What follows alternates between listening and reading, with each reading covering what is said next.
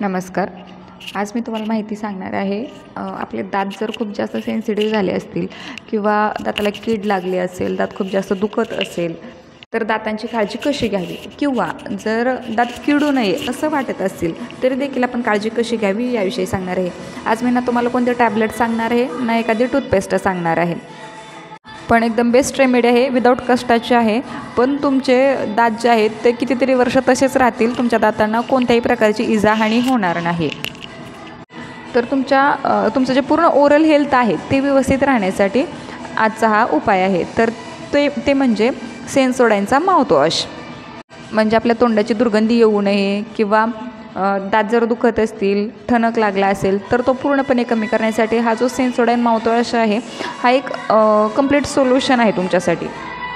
किंवा तुमचे दात वगैरे किडले वगैरे नसतील, काहीच नाही, फक्त तुम्हाला वाटत असेल की दातांची आपल्या हेल्थ अशीच कायमस्वरूपी राहावी, जर तुम्ही हा माउथवॉश जर वापरला तर आपल्या दाताचे जे इनॅमल आहेत किंवा जे बाहेरचं जे कवरिंग आहे ते आहे तसं आणखीन खूप जास्त स्ट्रॉंग बनतं.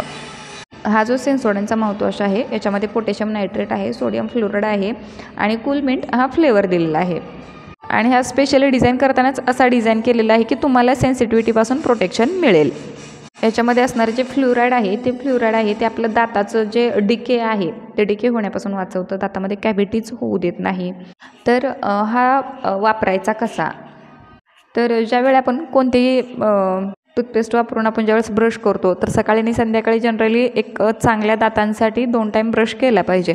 तर दोन्ही वेळेस ब्रश केल्यानंतर ना हा जो माउथवॉश आहे तो यूज करायचा. 10 ml जनरली क्वांटिटी घ्यायची, पाण्यासोबत मिक्स वगैरे करायची नाही, डायरेक्ट घ्यायची आणि त्याने माउथवॉश करायचा. तर त्यावेळी हे जे सोल्युशन आहे ते अजिबात घशामध्ये गेलं नाही पाहिजे.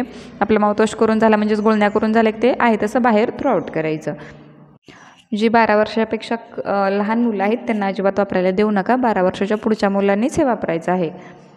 आणि हे वापरताना बाय चान्स जर कोणाला दाताला इरिटेशन झालं किंवा अनकम्फर्टेबल फील झालं तर तुम्ही वापरायचं बंद करा. शक्यतो होत नाही ते साईड इफेक्ट, पण मी तुम्हाला नाही म्हणून एक सांगितलं. तर तुमच्या दाताच्या हायजीनसाठी नक्की वापरून बघा, रिझल्ट कमेंट करून सांगा. माहिती आवडली असेल तर व्हिडिओला लाईक करा, चॅनलला सबस्क्राईब करा.